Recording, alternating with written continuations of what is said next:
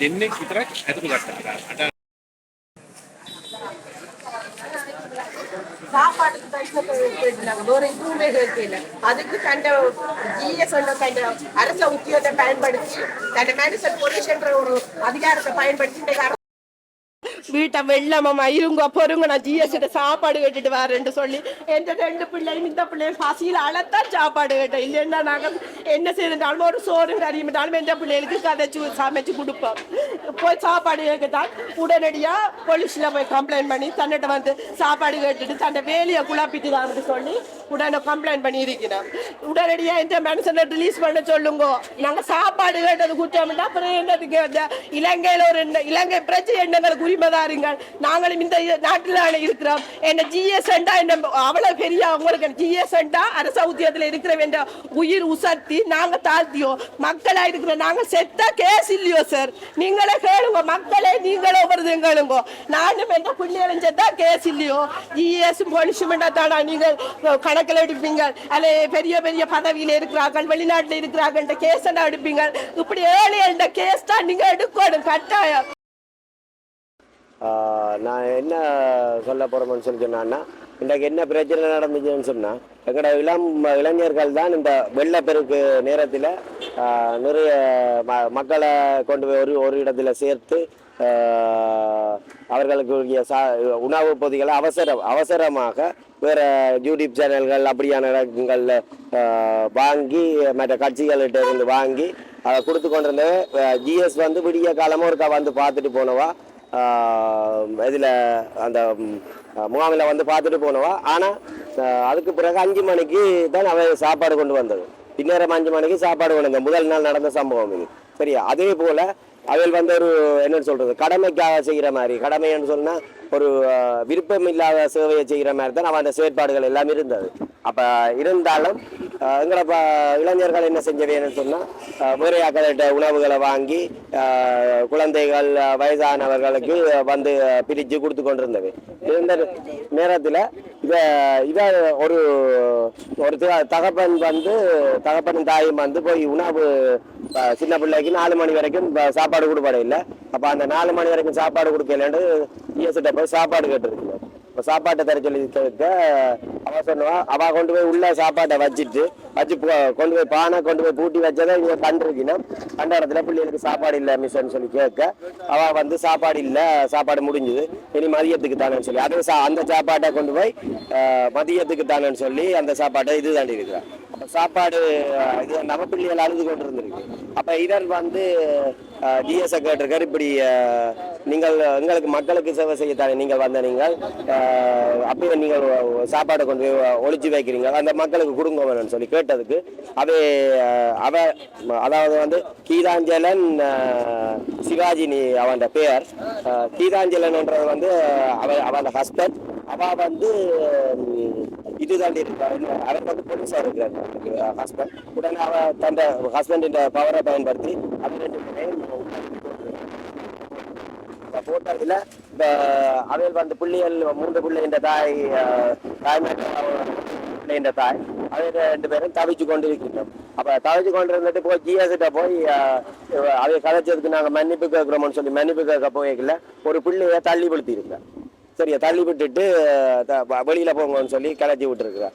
அப்போ அதால் தான் அந்த காரணத்துக்காக தான் இப்போ வந்து நீதியை கேட்டு கிடைச்சி ஏஜிஏட்டை வந்து நிறைய பேர் கம்ப்ளைண்ட் பண்ணியிருக்கிறேன்னா நிறைய கடிதம் போயிருக்கு. இல்லைன்னு சொல்லி மறுக்க சொல்லி கேளுங்க.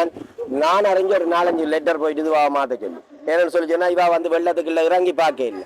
வெள்ளத்துக்கு இறங்கினா நீச்சி இறங்கி வருமானு சொல்லியிருக்கிறான். சொல்லி இங்கே கடிதம் கொடுத்த அடுத்த நிமிஷம் ஏஜியை பேசி அங்கே வந்துருக்குறான். சரியா? இது இப்படி ஒரு சம்பவம் எல்லாம் நடந்திருக்கு. அதால மக்களுக்கு சேவை செய்யக்கூடிய அவர்கள் தான் எங்களுக்கு வந்து என்ன செய்யுது, எங்களுக்கு தேவை. மக்களுக்கு சேவை செய்யாத யாரும் எங்களுக்கு தேவையில்லையான்னு சொல்லி கேட்டு சிவாஜினி அவாட்ட போய் சார் மீஸ் எங்கட பிள்ளைகளுக்கும் இந்த மாற்றுத்திறனாளியான அண்ணாக்கும் ஒரு பாசல் சோறு கொடுங்கன்னு சொன்னது என்ன தம்பியும் என்ன மென்சனும் சார். அதுக்கு 2 பேரையும் நான் ஜிஎஸ் என்ன மென்சன் போலீஸ் நான் உங்களை 2 பேரும் இப்ப அரெஸ்ட் பண்ணி காட்டுறேன் சொல்லி சார் அரெஸ்ட் பண்ணி வச்சிருக்கிறா. இந்த 3 பிள்ளைகளோடையும் இவாவும் அந்த தம்பிக்கும் ஒரு பிள்ளை, அந்த பிள்ளையும் கூலி வேலை செய்தான் சார். எங்களை பிள்ளைகளை பாக்கினோம். இவ ஒரு சோத்துக்காக கொண்டு அரெஸ்ட் பண்ணி வச்சா நியாயமா சார்? இந்த இலங்கையில இப்படி ஒரு நிலைமையா, இப்படி ஒரு அராஜகமா என்ன சார்? அரச உத்தியோகத்துல இருக்கிற ஒரு ஆள் என்று போட்டா எடுக்கினாம், இதே என்ற பிள்ளைய தள்ளி விடுத்துட்டு சொல்லி வென்று போட்டா அது ஒண்ணும் என்று எடுக்கிறாள் என்று சொல்லினோம் சார். நான் இல்ல எனக்கு என்று எடுத்துத்தான் ஆகணும் என்ற பிள்ளைய பாருங்கன்னு சொல்லி கேட்க கூட பேசினோம் சார். ஏனென்றா 10 பொலிஸ்ல தான் அவட ஹஸ்பண்ட் வேலை செய்யறா. எப்படி எல்லாம் கேஸ் போட்டிருப்பா, பொய்யான கேஸ் போட்டிருக்கிறா சார். அவங்கள தூசணத்தால பேசினது அப்படின்னு சொல்லி பொய்யான கேஸ் போட்டிருக்கிறா. பொய்யான கேஸ் போட்டு ரிமாண்ட் பண்ணணும், உன்னை ரிமாண்ட் உங்க 2 பேரும் ரிமாண்ட் பண்ணி காட்டுறேன்னு சொல்லி ஒரு குடும்பம் 3 பிள்ளைக்கு தந்த நான் அந்த கூலி வேலைக்கு போற ஒரு வெளிநாட்டு உதவியோ ஒன்றும் இல்ல. எங்கட குடும்பம் சரியான வறுமை சார். எங்கட அப்பாவை வெள்ளத்துல காண இல்ல. எங்கட அக்காக்கள் 2 பேரும் மெலனில சரியில்லாம வீட்டுல அண்ணா அம்மாக்காம இருக்கணும். எங்களுக்கு ஒரு தட்ட உதவியும் இல்ல. ஒரு எங்கட ஊரால ஒன்றியம் என்று சொல்லி அவையிலாலும் கொஞ்சம் சாமான் கொண்டு தந்தவை, கக்கோளத்து இளைஞர்கள் சேர்ந்து எங்களுக்கு கொஞ்சம் சாமான் கொண்டு தந்தவை. அவைகளுக்கு நாங்க நன்றி சொல்லணும். கொஞ்சம் அரிசியும் கொஞ்சம் மாவும், மற்றபடி ஜிஎஸ் ஆல எந்த ஒரு உதவியும் எங்களுக்கு கிடைக்க இல்ல. ஏன்னு சொன்னா அவ சாப்பாடு கட்டி பிரச்சனை பட்டோன்னு எங்கட பேர் பதிய இல்ல, எங்கட அம்மாண்ட பேர் பதிய இல்ல, எங்கட தம்பிண்ட வைஃபிண்ட பேர் பதிய இல்ல. இதுக்கு நாங்க ஸ்கூல்ல போய் இருந்தாங்க, 3 நாள் இருந்தாங்க. நான் என் பிள்ளைய ஹஸ்பண்ட் எல்லாம் இருந்தாங்க. எந்த ஒரு சாப்பாடும் கொடுக்க இல்ல. சாஜி பாபாவால கொண்டு சாப்பாடு அப்படி பிரைவேட்டா கொடுத்த சாப்பாடு தான் வேண்டி சாப்பிட்டு கொண்டு இருந்தாங்க. ஜிஎஸ் எண்ணங்களுக்கு ஒரு சாப்பாடு பதிவு இல்ல, உங்களுக்கு சாப்பாடு இல்ல, வெளியில போங்க அப்படி என்று கேட்க, ஐயோ 6வது சாஜியால அப்படி வேறியாதாவது சாப்பாடு கொண்டு வருவாங்களா எந்த பிள்ளைங்களுக்கு வாங்கி கொடுக்க அப்படி ஒரு சார் இருந்தாங்க. ஜிஎஸ் தருவான்னு நம்பினாங்க. எந்த பிள்ளைய பசிக்குது அப்பா என்ன சொன்னா அப்படிதான் சார். மாமா எந்த பிள்ளை பசிக்குது மாமாண்டா அப்படிதான். எந்த பிள்ளைகள் 3 அழத்தான், 2 பிள்ளைகளும் அழுது, இந்த பிள்ளையும் அழத்தான் சார். அவையல் போய் மிஸ் இந்த பிள்ளைகளுக்கு பதிவு இல்லாட்டாலும் ஒரு பாசல குடுங்கவன் சொல்லி கேட்டதுக்கு தான் சார் உங்களை சாப்பாடு தெரியல, அது ஒன்றும் தெரியலாதுன்னு சொல்லி விரட்டி விட்டு போலீஸ்ல கம்ப்ளைண்ட் பண்ணி இப்ப போய் கேஸ் போட்டு அரெஸ்ட் பண்ணி வச்சிருக்கிறோம். இதுக்கு ஒரு தீர்வு கிடைக்காதா?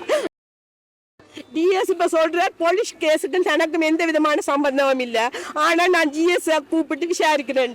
அவ ஒரு கவர்மெண்ட் அரச உத்தியோகத்தர் என்ற ரீதியாவே எந்த ஒரு ஆக்ஷனும் எடுக்க மாட்டோம். மக்களே, நீங்கள் ஜனாதிபதி ஐயா, நீங்கள் வந்து இந்த நாட்டில் எவ்வளவு மாற்றங்கள், நீங்கள் உடனடியாக இதை பார்த்து எனக்கும் என்ற 3 பிள்ளைகளுக்கும் இந்த பிள்ளையின் தாய்க்கும் எங்களுக்கும் ஒரு முடிவு வேணும்.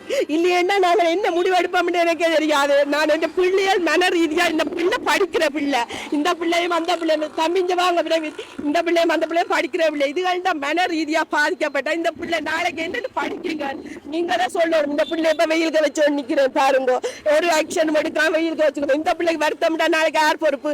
ஜெயநாட்டாரு ஜிஎஸ் தான். நான் எந்த பிள்ளைகள் கூட்டுக்கு மீது நடந்து என்ன மனுஷனுக்கு மீது நடந்தா ஜெயநாட்டாரு ஜிஎஸ் தான் பொறுப்பு. இப்படி உங்களுக்கு சொல்லி இருக்கிறேன். லெட்டர் நான் எழுதி வச்சு போட்டு தான் நான் என்னண்டாலும் செய்வேன். இந்த பிள்ளையும் சேர்த்துருக்கலாம் ஐயா. இந்த பிள்ளை அந்த பேர பிள்ளைகளை எவ்வளவு கத்துதுகள் ஐயா. அது எனக்கு காலமாக தான் எனக்கு தெரியும். இந்த 2 பேரையும் பிடிச்சி வச்சிருக்காரு. ஏனென்றால் அவங்களோட பிள்ளைகள் சின்னனா இருந்தால் வளர்ந்த அதுகளுக்கு பெரிய இப்படி எனக்கா சோத்து கொடுக்குற கதை செய்திருந்தா நான் அந்த சாப்பாடை வேண்டியும் இருக்க மாட்டேன், இப்படி தின்னும் இருக்க மாட்டேன். நான் இண்டையில இருந்து நான் பெருசா சோறு தின்னவே மாட்டேன். அந்த பிள்ளைய விட மாட்டேன், நான் சோறு தின்னவே மாட்டேன். ஐயா மன்னிப்பா கேட்டுக்கிறேன். குழந்தைகள் அவசரத்துல பாசத்துல எங்களுக்கு சாப்பாடு கொடுக்க சொன்னதுக்காக பிடிச்சி வச்சுக்க மன்னிச்சு கொண்டு இந்த அவங்க விட்டுடுங்க ஐயா. நான் மன்னிச்சு கொண்டுடுங்க ஐயா, விட்டுடுங்க. அந்த பிள்ளைய துடிக்கிறேன். எனக்கு காட்டு பிரச்சனை ஐயா. நாங்க யோசிச்சு நானே செத்துருவேன். இந்த பிள்ளை மாட்டுக்கிறாரு, இதை பார்க்க ஒரு தெரியும் இல்லையா? இந்த பிள்ளைய பாக்குங்கண்ணா. ஆனா இப்படி ஒரு இதில் விட்டா போய் சோறு கேட்டா அதை கொடுக்குங்க இல்லையா? அதுகளும் இருந்தா தானே வெள்ளம் வந்துட்டுது. என்ன ஐயா செய்கிறது? எல்லாரும் ஒதுங்கினது வெள்ளத்தின் எல்லாத்தையும் காலை 10 மணிக்குள்ள அந்த பிள்ளைய விட்டுருங்க. அவங்க ஒரு விதமான பிரச்சனையும் செய்யல. ஜேசு ஐயோ கடவுள் அவங்களோட இருக்கணும். என்னால தாங்கி கொள்ள இல்லாத මොනහරි ඒගොල්ලොත් එක්ක පරස්පර විරුද්ධ මොනහරි දෙයක් කරලා තියෙනවා ගැන අනිවාර්යයෙන්ම කමිටියක් පත් කරලා තියෙනවා. ඒ කමිටියත් එක්ක කතා කරලා ඒකට ඩිසිෂන් ගන්නවා. හැබැයි එයාගේ ග්‍රාම නිලධාරීතුමියගේ මේ කරකැවෙන ගිය වැඩවලට ඒගොල්ලෝ කෑ ගහලා තිබුණා, දොස් කියලා තිබුණා. ඒගොල්ලෝ රාජකාරී වෙලාවේ යාට බැන තාජනය කරලා තිබුණා. ඒ සම්බන්ධව මම මේ දෙන්නෙක් අල්ලවිලා අද අධිකරණයට ඉදිරිපත් කළා තියෙනවා. මේක මේ අනිවාර්යයෙන්ම කරන්න ඕනේ වැඩක්. ඒකෝල ග්‍රාම නිලධාරී සම්බන්ධව ඒ කටයුතු අපේ ප්‍රාදේශීය කර්තෘතුමා අනිවාර්යයෙන්ම ඒක බලලා කරනවා. එහෙම තමයි කතා කරන්නේ. දැන් එහෙම ඒ ග්‍රාම නිලධාරීතුමිය බැඳලා ඉන්නේ පොලිසිය නිලධාරිය. නමුත් පොලිසිය නිලධාරියා කොයි වෙලාවකත් අපිට කිව්වේ නැහැ මේ කිසිම වෙලාවක කතා කරේ නැහැ එයාගේ නෝනාගේ ප්‍රශ්න ගැන බලන්න කියලා. නමුත් ඕනම අවස්ථාවක ඕනම කෙනෙකුට ග්‍රාම නිලධාරිය හෝ පිටස්තර පුද්ගලයෙකුට තව කෙනෙක් සර්ජනය කරනවා නම් බයිනවා නම් ගහනවා නම් ඒ ගැන පොලිසියට පැමිණිල්ල කරනවම ඒක විභාග කිරීමේ කාර්යභාරය අපේ. එතකොට ඒ අනුව තමයි මේ විභාගය. නමුත් පොලිසිය නිලධාරියෙකු සම්බන්ධ මේක ප්‍රශ්නයක් මෙතන නැහැ. எங்கள் அம்மா அப்பா எல்லாரும் இந்த ஊர்ல பிறந்து வளர்ந்துறாங்க. இவ்வளவு வருஷத்துக்கு அப்படி ஒரு ஜிஎஸ் நாங்க கண்டதே இல்ல. அம்மாட்ட காலத்திலயோ எங்க அப்பாட்ட காலத்திலயோ அப்படி ஒரு ஜிஎஸ் நாங்க கண்டதே இல்ல. எங்களுக்கு வேண்டாம், எங்களுக்கு இந்த ஜிஎஸ் வேண்டாம். எங்களோட அண்ணா தடுக்கா இல்ல, மக்கள்கிட்ட கஷ்டம் கேட்கறா இல்ல. எங்களுடைய புள்ளிய தள்ளி விட்டு எங்க புள்ளிய பாருங்க. எங்களுக்கு இந்த ஜிஎஸ் வேண்டாம்.